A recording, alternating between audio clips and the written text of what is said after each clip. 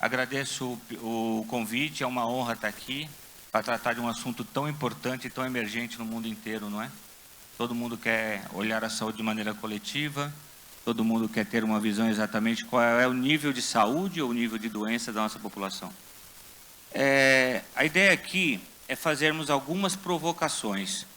Eu vou falar muito pouco de tecnologia e vou tentar trazer para vocês alguns insights do que o mundo está falando em relação à população, à saúde populacional e como a tecnologia está vendo isso. Tudo bem? A primeira pergunta que eu quero fazer para vocês, vocês já se pararam para pensar o que vocês estão fazendo aqui? Eu quero sair daqui hoje com que insight? O que vai mudar para mim amanhã, depois que eu escutei um conjunto de palestras focadas em saúde populacional? Alguma coisa tem que acontecer, alguma mudança tem que acontecer. Então, eu queria convidar vocês a refletir junto nesses próximos 40 minutos com alguns insights que eu vou trazer e algumas provocações que outros colegas também trouxeram nas palestras passadas. Eu dividi a agenda em 3 partes. A primeira parte eu vou trazer um overview de saúde no país e os desafios da indústria. Talvez vocês saibam, não com essas palavras, mas cabe aqui nós darmos uma voltada para trás para saber como que está o contexto. A segunda parte, eu vou falar um pouquinho de tecnologia, mas para dar um pano de fundo, porque certamente todos vocês, em algum momento durante esses dias, estão escutando sobre isso, estão participando de reuniões sobre isso. E, por último, eu vou trazer um caso de um hospital público, mas de um hospital de Chicago, que teve que trabalhar com o conceito de Health Equity, que é um conceito muito falado, que eu estava na RIMS agora há 2 meses atrás, e esse assunto surgiu com bastante ênfase nas reuniões. A primeira parte, eu queria trazer para vocês o seguinte: alguém conhece esse estudo? Alguém não conhece esse estudo? Convido vocês a baixarem o download, a fazer um download dele, está na internet. O que esses caras fizeram? Eles fazem uma seguinte pergunta: vem cá, como que vocês estão utilizando a tecnologia dentro do estabelecimento de saúde de vocês? Eles separam hospitais, atenção primária, unidades básicas, laboratório. Gente, esse é um grande livro para que vocês tenham na cabeceira, para que vocês entendam aonde estão os gaps do uso de tecnologia ou não, aonde está sendo focado o maior uso de tecnologia. E aí eu trouxe alguns insights para vocês.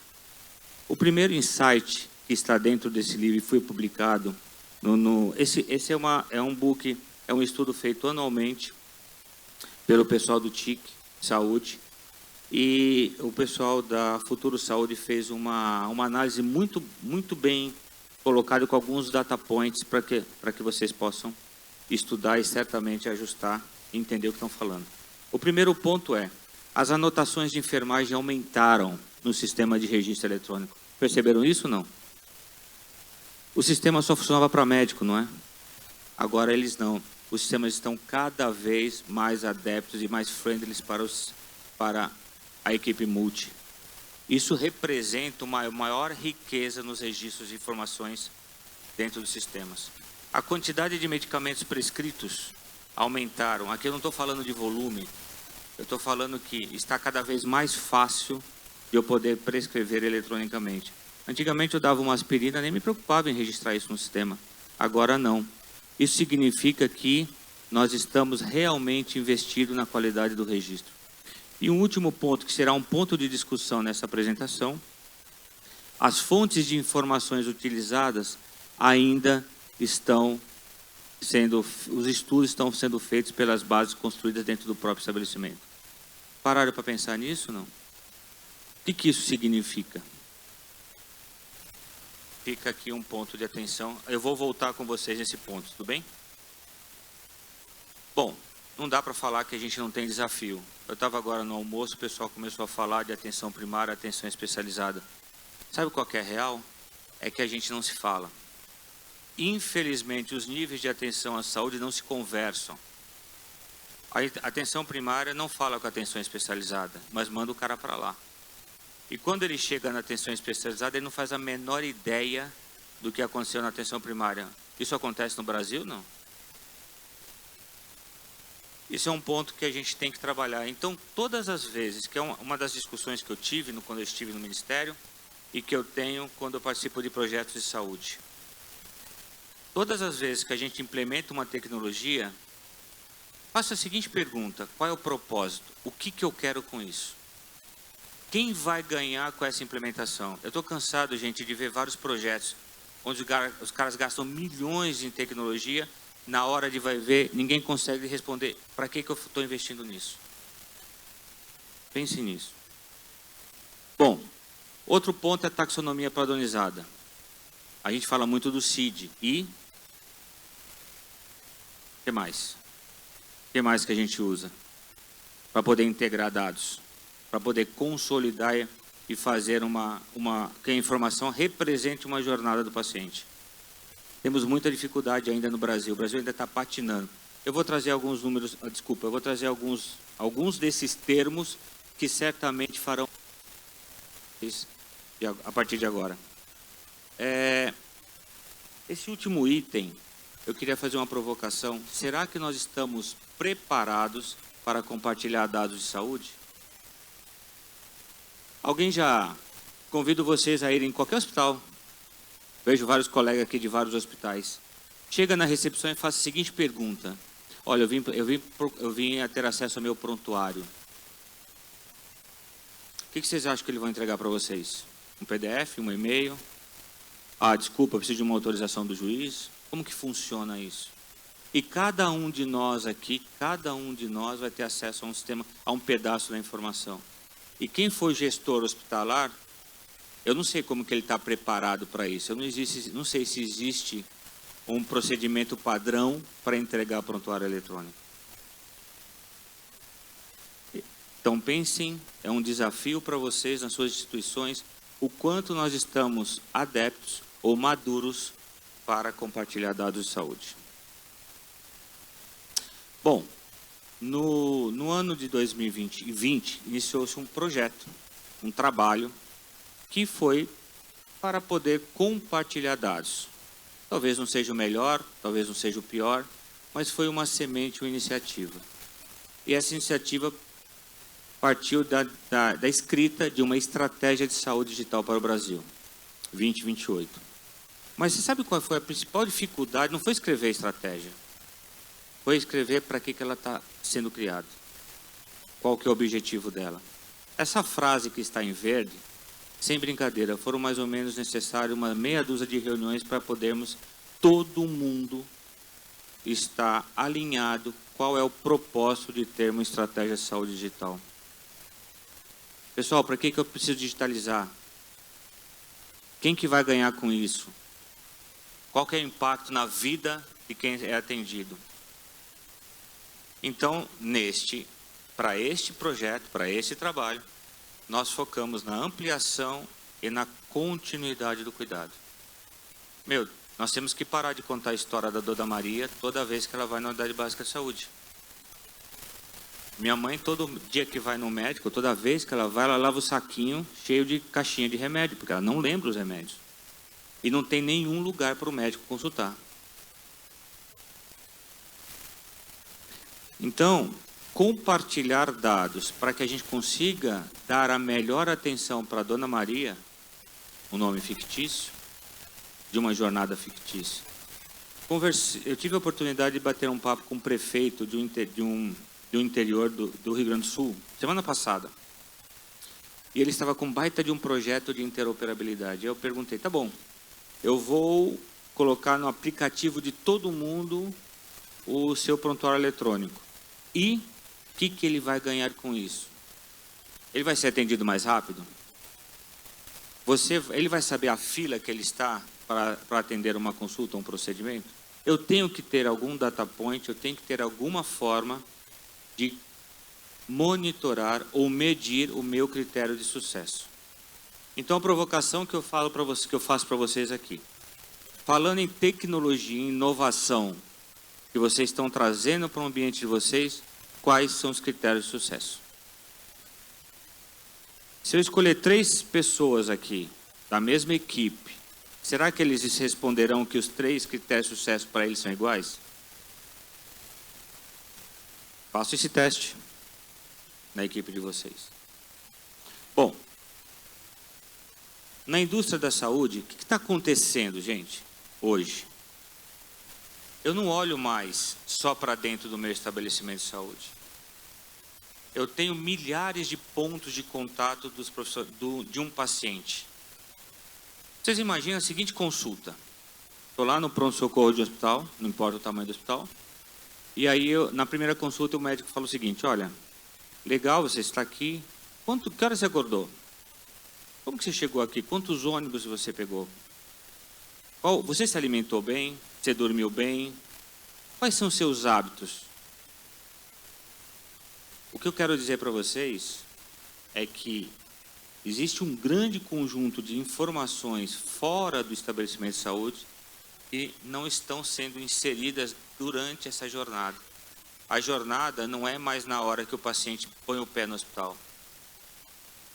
A jornada está antes, muito antes. E a gente precisa ver um filme desse paciente, não mais uma fotografia dele. Pensem nisso. E aí, lógico, tudo isso demora, dificulta eu ter dados acionáveis. Eu tô cansado de ver, gente, aí mais uma provocação, criar dados secundários, mais uma planilhinha no Excel para alimentar dado. Ou ninguém usa Excel aqui. Pense nisso. O Excel, hoje, é um banco de dados, e cada um tem o seu. A informação, infelizmente, as informações não são democratizadas. Elas são personalizadas. É assim que funciona. E se mudar a cadeira do chefe, a informação morre também junto com ele. Os dados estão em silos, todo mundo sabe disso. Pense, uma coisa que eu estava perguntando para mim, eu não tenho a resposta, tá, gente? Hoje, eu não tenho a resposta. Se o SUS é um grande convênio, o SUS é um grande convênio ou não? É um grande convênio. Por que o hospital A do SUS não troca informação com o hospital B do SUS? Se eu sou um grande convênio. Não é?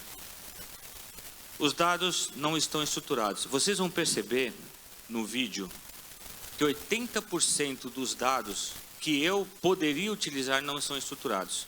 E aí, num evento que eu participei na Bahia, há 2 meses atrás, alguém fez a seguinte pergunta: vem cá, como é que eu utilizo tudo isso? Como é que eu trago todos esses dados? Eu crio formulários estruturados para permitir a captura dessas informações não estruturadas, ou eu trabalho com dado não estruturado? Eu vou dizer para vocês o que eu respondi naquele evento lá em Salvador.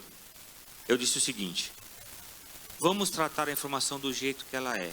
Pelo mais inteligente e competente que eu seja, eu nunca vou desenvolver um formulário que seja capaz de pegar tudo. E aí, sabe o que vai acontecer? Me desculpem alguns médicos, só para fazer um exemplo. Se eu perguntar para o oftalmo, ele vai ter uma característica. Se eu precisar para o neuro, ele vai ter uma característica. Se eu perguntar para o obstetra, ela vai ter uma outra característica. Trabalho o dado do jeito que vem. O que o mundo lá fora está fazendo? Trabalhando o dado do jeito que ele é. Nu e cru. Porque senão, haja formulário. Pessoal, os médicos não aguentam mais digitar formulário. Ninguém aguenta mais. Bom, em cima dessas características, eu queria também pensar para vocês os determinantes sociais da saúde. Lá fora, na RIMS, foi muito colocado o impacto dos determinantes sociais. E tem vários estudos sendo feitos nisso e as pessoas não estão usando essas informações dentro da jornada do paciente. Saber se aquele endereço tem água potável, tem saneamento básico, tem escola por perto, tem unidade básica de saúde por perto. A gente não pergunta isso numa consulta. Ou vocês acham que alguém que mora nos Jardins hoje e alguém que mora lá no Grajaú, estou pegando São Paulo como exemplo, tem acesso às mesmas condições de saúde? Vocês vão ver no vídeo que isso me chocou bastante. Um bairro em Chicago com menos de 6 milhas, um bairro com menos de 6 milhas, entre um conjunto e outro, a expectativa de vida era diferente em 15 anos. Isso me chocou bastante. 15 anos em menos de 6 milhas. Por N coisas. Uma outra provocação. Cobertura vacinal. Será que a gente analisa a cobertura vacinal? Eu pergunto isto durante uma consulta? Então, e um ponto importante desse estudo, olha só que interessante. Eles representam de 30% a 50% dos resultados da saúde. E eu pouco incluo essas informações durante a minha jornada. Isso porque eu estou falando de saúde populacional, que é o foco desse grupo. Mais alguns data points para vocês. Por que isso tudo impacta, gente? Onde que tudo isso realmente tem valor para vocês? Antigamente, desculpa, deixa eu voltar um pouquinho, só para vocês entenderem. O que está todo mundo falando hoje? Inteligência artificial, chat GPT, está na boca de todo mundo. Né? Provavelmente, se eu pedir 90% já baixou, já usou o chat GPT. Não importa para quê. Tá? A gente vai falar um pouquinho sobre isso.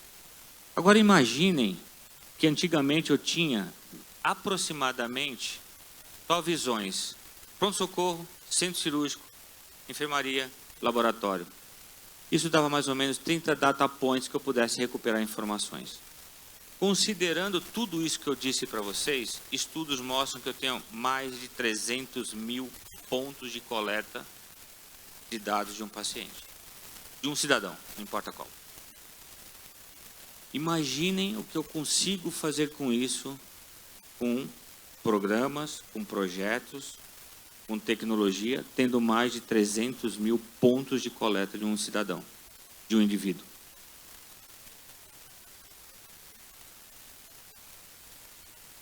Desse tema ainda, o que a gente está escutando aí fora?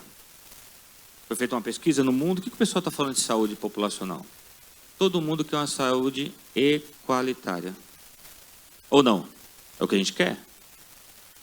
Eu quero que o cara que mora no Grajaú, no sul do município, tenha os mesmos acessos que eu tenho quem mora no centro. Alguém já fez uma conta básica? Quantidade de UTIs por micro-região do município de São Paulo. Uma pergunta básica.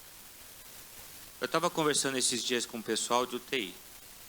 Você sabe, a média nas capitais não chega no que a OMS pede, mas está muito próximo. Mas quando a gente vai para o sertão, quando a gente vai para o interior, a quantidade de UTIs por habitante é muito abaixo de um país rico como o nosso. Nosso país, comparado com muitos outros aí, nosso país, embora tenha suas dificuldades, eu até brinco, o Brasil tem vários Brasis, mas realmente a gente tem muita condição, graças a Deus. Então, buscar uma saúde equalitária é um ponto focal. Um outro ponto, ver o paciente em 360. Aí você chama de jornada, estudo longitudinal, tem vários nomes. Mas eu quero poder olhar aquele indivíduo e poder participar e ver toda a jornada dele. Quanto mais eu conhecer sobre aquele paciente, melhor será o meu tratamento. Vocês concordam ou não? Eu não preciso muito a fundo, gente. Vou dar um exemplo prático para vocês. Eu estava num evento de oncologia e a discussão era câncer do colo uterino. Essa era a discussão do evento. Então, eles estavam comparando duas mulheres, uma do Nordeste e uma de São Paulo. Exatamente. E uma de São Paulo ia todos os meses, todos os anos, regularmente fazer seus exames. A garota, a moça do Nordeste, foi uma vez só fazer o Papa Nicolau. Em 30 anos, 35 anos. Vocês acham que essa informação não é útil durante uma consulta? Eu precisei saber o resultado do exame? Eu precisei ver o exame? Não. Eu só precisei ter uma informação da jornada dela. E às vezes eu me pego com pessoas investindo em grandes projetos, vou usar uns termos técnicos. Eu vou montar um data lake gigante, que vai me custar R$1 milhão, $1 milhão, vou investir, gastar muito dinheiro para ter o quê? Afinal, o investimento nesse projeto vai me trazer o quê no final da linha? Qual o propósito disso? Pensem nisso. E às vezes eu me pego pensando, mas eu preciso saber se ele teve febre durante o seu período de internação, por hipótese. Mas eu nem sei se ele foi internado. Eu só quero saber nesse momento se ele foi internado. Eu não preciso de outra informação. Comece em pequeno. Pense num projeto que vocês consigam ter uma informação que realmente me mostre a jornada desse paciente. Imaginem um outro exemplo prático. Falando em saúde populacional. Triagem ou regulação. Certo? Que é a passagem de um nível para o outro. A pessoa que recebe essa decisão de regular o paciente, o que ela está vendo? Um pedido de consulta. Ela só vê aquilo. Você acha que ela sabe quantas vezes esse paciente bateu na porta do pronto-socorro? E que se eu não atender ele com urgência, ele vai gerar uma hospitalização e vai gerar um custo maior? Então, isso é o que a gente está enfrentando hoje. Essa falta de comunicação e compartilhamento de dados evita que eu tenha uma visão 360. Logicamente, quanto mais rápido eu identificar o meu problema, mais rápido eu consigo implementar e colocar dentro de um tratamento. É isso que eles querem, é isso que a gente quer. O uso da tecnologia para isso. E um ponto que eu quero trazer para vocês aqui é que a gente pode fazer o que a gente quiser. Colocar as principais cabeças pensantes, usar o maior investimento em tecnologia. Vocês concordam que a demanda sempre será maior que a oferta? Na área da saúde? Sempre será. O que eu tenho que fazer? Diminuir os gaps, priorizar, identificar. É isso que a gente quer. E aí, um estudo mostrou que o médico perde 40% em atividades administrativas. Eu queria que o médico estivesse atendendo o paciente. Como que a gente pode aprimorar isso? É colocando mais um formulário para ele digitar? Não faz sentido. Bom, aqui eu acabei essa primeira parte, isso foi um pano de fundo. Prometo ser mais rápido agora, tá? Para trazer alguns conceitos tecnológicos para vocês, para depois a gente entrar num case rapidinho. O primeiro conceito, não tem como não falar de computação em nuvem, independente de que computação em nuvem nós estamos falando. E a computação em nuvem, ela traz uma série de benefícios, mais uma vez, independente do brand, independente de quem. A própria computação em nuvem, ela abre. Ou vocês acham que durante o Covid todo mundo tinha computador para processar tudo que aconteceu durante a pandemia? E se vier uma outra, eu estou preparado? Talvez, mas no nível de computação, não sei. Então, uma das características que eu quero trazer para vocês aqui em relação a Cloud Computing é uma só. Tem várias, mas eu vou trazer uma que é a escalabilidade. Desculpa, pode ser, mas era elasticidade. A computação em nuvem tem uma característica muito importante, muito importante. Você só paga pelo que você usa, como água, como luz, ou energia elétrica. Se você não usa, você não paga. Então, o que acontece no nosso dia a dia? Eu compro um supercomputador para usar ele durante o processamento da folha de pagamento. Vai, todo mundo conhece. Tudo bem? E depois? Mais nada. Claro, mas já paguei. Aí, ele, com 3 anos, ele caduca. Eu vou lá e eu comprar um novo. Enfim, e fica nesse ciclo. A cloud te propicia você usar, processar o que você quer processar, pagar por aquele período. Opa, parei por aqui, continua a vida. Então, esse conceito de elasticidade é o conceito que eu trago para vocês. Tem outros. Acelerar a inovação, diminuir custo, tem uma série de outros. Aí, eu convido vocês a pesquisarem mais sobre o assunto. Porque não dá tempo de fazer um dive deep. O outro é interoperabilidade. Palavra difícil. E que, para quem estuda isso, colocam todos os problemas de saúde no tal da interoperabilidade. Todos os problemas é da interoperabilidade. E não é verdade. Como eu falei para vocês, eu estava conversando com esse prefeito, eu quero interoperar tudo. Aí eu pergunto para vocês, gente, o que é interoperar tudo? O que é integrar tudo? Vou integrar todos os meus prontuários eletrônicos. Pergunto para cada um de vocês aqui, o que é um prontuário eletrônico? Até onde ele vai? Acreditem, Para quem não é da área, eu vou trazer uma informação para vocês. Às vezes, eu tenho, vamos imaginar uma marca X de prontuário eletrônico, instalado no hospital A.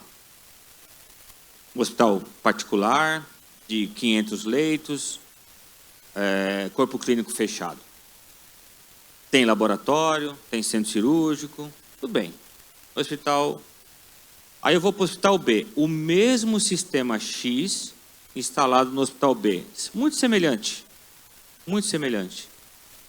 Se vocês forem hoje em qualquer hospital nessas características, o prontuário está formatado e parametrizado de maneira completamente diferente. Alguns decidiram não levar a prescrição à beira-leito, por exemplo. Outros decidiram levar a prescrição à beira-leito.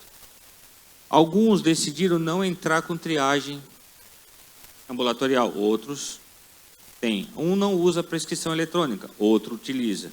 Essas são algumas variáveis que vocês vão encontrar quando vocês olharem o sistema de gestão hospitalar implementado. Então, achar que o fato de eu ter o mesmo brand para um sistema de gestão hospitalar não significa que eu tenho os mesmos fluxos, não significa que eu tenho o mesmo sistema, tudo bem? O que a interoperabilidade faz? Ela fala assim, cara, é o seguinte, eu vou criar um mecanismo para eu me comunicar de forma bidirecional. Porque se eu só mandar a informação e não receber, isso não é interoperabilidade. A conta não fecha. Tudo bem até aqui? Bom, eu vou trazer para vocês alguns termos. Veja, a ideia... Opa! Travou. Foi. A ideia não é dar uma aula de interoperabilidade, mas eu vou trazer alguns termos que são termos que vocês certamente vão escutar nas reuniões de um monte de gente que vai falar com vocês.